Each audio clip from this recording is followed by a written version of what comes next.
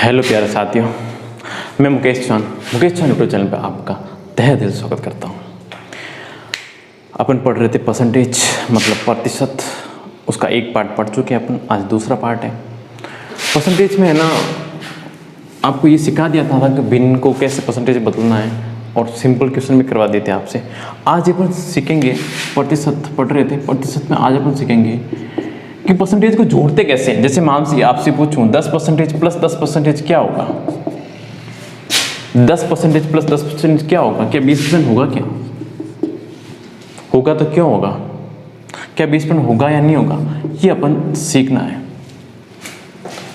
तो आज की इस वीडियो में अपनी जानेंगे कैसे ये 10 से 10% 20% नहीं होके एक ज़्यादा होता है, 21% होता है, क्यों होता है, इसकी वजह जाननी पड़ेगी अपन को। उससे पहले आपको एक चीज़ सीखनी पड़ेगी, वो क्या है। यदि मैं आपसे ये पूछूं, ध्यान देना, यदि मैं आपसे पूछूं आपके घर में है ना 10,000 का फ्रिज लेके आए, 10,000 का फ्रिज लेके आए, फिर आप कुछ दिन बाद भाव बढ़ गई, 10% भाव बढ़ गई मान लो इसके,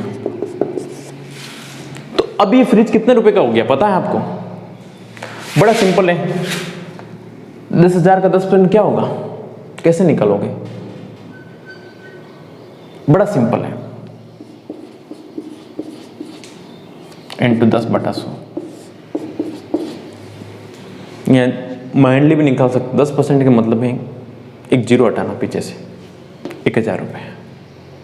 देखो इधर 2 जीरो से 2 जीरो कैंसिल, 100 इंटू 10 1,000 रुपये। तो 1,000 रुपये बढ़ गया, मतलब हो कितना गया, 11,000 रुपये। मतलब अब फ्रिज कितने रुपए का हो गया, 11,000 रुपये का हो गया आपके। बात समझ में आई आपको? अब 11,000 रुपये का हो गया फ्रिज, ठीक है, हुआ कि नहीं हुआ? अब 10% और बढ़ गया तो 10% किस हिसाब से लगाओगे? क्या 10,000 पे 10% लगेगा या 11,000 पे 10% लगेगा? 11,000 पे 10% लगेगा। क्यों लगेगा, वजह जान लो। क्योंकि अब जो बिक रहे फ्रिज वो 11,000 पे बिक रहे, बढ़ोतरी होगी इस पे। देखो 11,000 का 10% क्या होगा, बड़ा सिंपल है। किसी का 10% निकालो तो एक जीरो हटा दो पीछे से, 1,100 रुपये निकाल के देख लो तो कितना आएगा, 1,100 रुपये।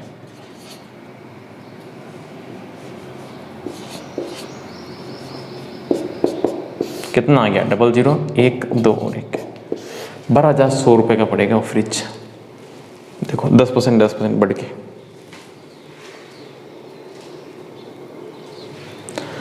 तो मुझे ये बताओ कि है ना वो कितना परसेंटेज बढ़ चुका है ओवरऑल, मतलब कंप्लीटली परिणाम सपुर, मतलब टोटल कितना परसेंटेज बढ़ गया है। 10 और 10 आप बोल रहे हो 20 नहीं है, तो कितना परसेंट बढ़ गया? तो बड़ा सिंपल है, 10,000 का फ्रिज था, अब वो 12,100 रुपये का हो गया। तो इन दोनों में अंतर कितना आया, डिफरेंस कितना आया? 10,000 का फ्रिज था, वो 12,100 रुपये मिल रहा है, डिफरेंस कितना आएगा, 2,100 रुपये का डिफरेंस आ गया। मतलब 2,100 रुपये बढ़ गए आपके, 2,100 रुपये बढ़ गए। किस पर बढ़े? ये पहले प्राइस थी, अब ये प्राइस हो गई। मतलब एक धन था 10,000 रुपये का था, अब 12,100 रुपये हो गया। अब कितना परसेंट बढ़ा, 2,100 रुपये। अब इनका परसेंटेज निकालना है तो बड़ा सिंपल तरीका है। 2,100 रुपये किससे बढ़ा, ये आपको कल आएगा आपके, इसी में पार्ट 3 है, वो आपको डिटेल में सिखाएंगे ये कितना बढ़ता है और इसका परसेंटेज कैसे निकाला जाता है। अभी ये सीख लो, 10,000 में कितना बढ़ा, 12,100, 2,100 बढ़ा किस पर, 10,000 पर, क्यों, इंटू 100।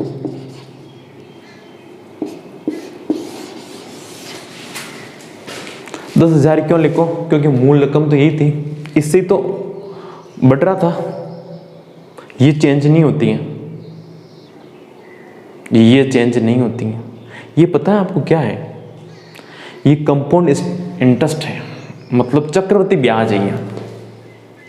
ये चक्रवर्ती ब्याज है, देखो ब्याज पे ब्याज लग रहा है। अब देखो 2 जीरो से 2 जीरो कैंसिल, 2 जीरो से 2 जीरो कैंसिल, कितना बचा 21, तो 21% आ गया। अब देखो ये 10%, 10% 20 नहीं हो, क्या हो गया 21% होगा। कोई डाउट? ये इतना मुश्किल निकलना है, बड़ा आसान तरीका बता देंगे आपको। ये सीखना जरूरी है कि आया कहाँ से, उसका बेसिक मेथड क्या है। बात आई समझ में? इसको मिटा दिया जाए। देखो कभी भी परसेंटेज को जोड़ना है या घटाना हो ना, तो इसका एक तरीका है, बड़ा सिंपल एक फॉर्मूला है, P1 प्लस P2, इन दोनों को ऐड कर दो प्लस इन दोनों को गुणा कर दो, P1 इंटू P2 बटा दो। ये P1 और P2 क्या है? बड़ा सिंपल है। P1 मतलब पहला परसेंटेज, P का मतलब परसेंटेज, इसको परसेंटेज ही कहते हो ना, तो इसको शॉर्ट में दे दिया नाम मैंने P। तो P1 plus P2 plus P1 into P2 बटा 100। अब ये जो फॉर्मूला है, ध्यान देना, अब ये जो फॉर्मूला है ये विथ साइन रखना आपको, जैसा आपको साइन है। जैसे मान लो कभी 2% जोड़ना पड़े या घटाना पड़े, या दोनों ही माइनस है या दोनों ही प्लस है, तो भी आप इसको रख सकते हो, कोई डाउट नहीं है। और परसेंटेज 3 आ गए तो फिर तो बेसिक मेथड ही काम आएगा जो मैंने अभी बताया। बात समझ में आई? कोई डाउट? चलें आगे। देखो इसमें रख के बता देता हूँ। पहला परसेंटेज कितना 10 था, डायरेक्ट रखना, कुछ नहीं करना है, प्लस 10। साइन क्यों नहीं रखा? क्योंकि प्लस में रखने की जरूरत नहीं है। इंटू 10 बटा 100। तो डॉट का मतलब इंटू होता है, ध्यान रखना। तो 1 0 से 1 0 कैंसिल, 1 0 से 1 0, 10 और 10 कितना हो गया 20, प्लस यहाँ से कितना आया 1, कितना हो गया 21%। कोई डाउट? ये डायरेक्ट आंसर आ जाएगा आपसे। अब एग्जाम में क्वेश्चन कैसे आते हैं वो आप सीखो अच्छी तरह से। एक क्वेश्चन लिखो,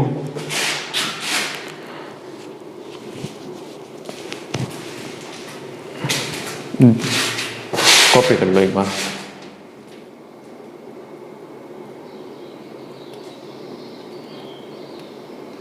देखो ध्यान देना, किसी की कंपनी में ना उसका वेतन पहले 20% बढ़ाया, फिर 20% घटाया, तो बताओ वेतन में कितना परिवर्तन आएगा?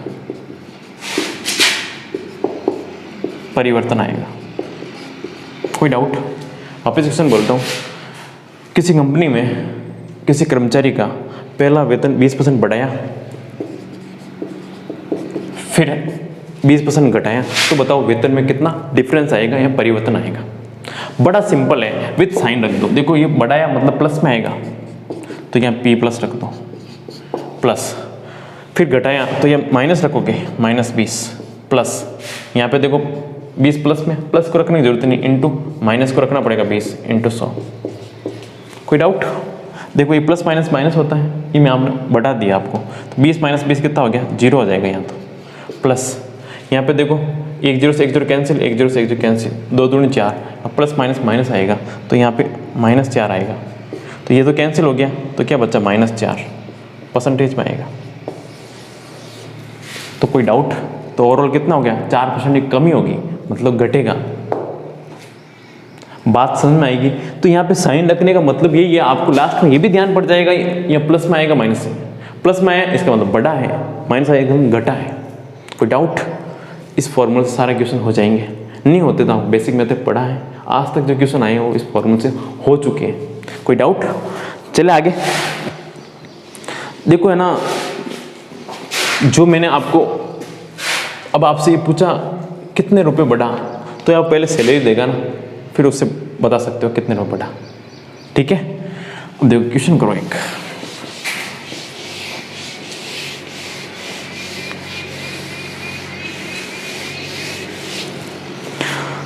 देखो किसी की वस्तु के भाव में, किसी वस्तु के भाव में 25% की कमी हो गई, 25% की कमी हो गई, और उसकी दैनिक बिक्री में 30% की वृद्धि हो गई, 30% की वृद्धि हो गई, तो बताओ परिणाम स्वरूप उससे कितनी प्राप्त धनराशि होगी? तो परिणाम स्वरूप कितनी प्राप्त धनराशि में परिवर्तन आएगा? परिवर्तन आएगा। वो आपको बताना है। एक दुकानदार है, तो वस्तु के भाव में है ना उसके 25% की कमी हो गई और उसकी बिक्री है वो 30% बढ़ गई। अब बताओ परिणाम स्वरूप उस जो वस्तु है उसके धनराशि में कितना परिवर्तन आएगा, वो अपने को बताना है। इस क्वेश्चन कर सकते हो, करो, बड़ा आसान तरीका है। देखो पहला परसेंट कितना है, -25 प्लस 30। अब यहाँ प्लस आएगा, यहाँ तो प्लस ही था। देखो -25 × 30, ये -25 × 30 बटा 100। बस इसको सॉल्व कर लो, आपका आंसर आ जाएगा। देखो बड़ा सिंपल, 1 0 से 1 0 कैंसिल। अब देखो ये तो 5 से काटोगे तो 2 बच जाएगा, काट दो, 25 25, 5 दूनी 10। अब देखो यहाँ पे 30 में से 25 गए, 5 बचेगा प्लस में, ये लो। यहाँ पे क्या आएगा, माइनस में आएगा, प्लस माइनस माइनस में आएगा, ध्यान रखना।